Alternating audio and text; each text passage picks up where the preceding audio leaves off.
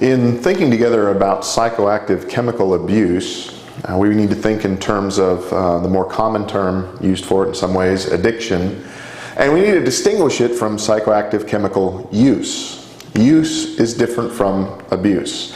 Psychoactive chemical use would usually refer to one isolated instance of the use of some substance, and the results might be similar in terms of doing it in a dangerous situation, facing legal problems, inability to meet personal responsibilities. All that might occur from one use, but a use is not the same thing as abuse. And by making that distinction, we then get to this word right here.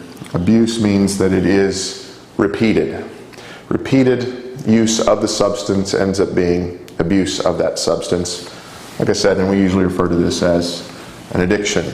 And so when we think in terms of psychoactive chemical abuse, we need to remember that signs or markers are that the repeated use of this particular substance, whatever it happens to be, has led to damage to the person or pain sometime in the last 12 months. And it usually involves one of these four things here, or perhaps more than one of these four things, but at least one of these four things from the repeated use of the substance. So the first one that we would want to point to would be the inability to meet basic responsibilities at home or work. So the substance is repeatedly abused, and therefore there is a repeated inability to meet basic responsibilities at home or work. Secondly, the repeated use is done in dangerous situations, for example, while driving or when needing to watch children.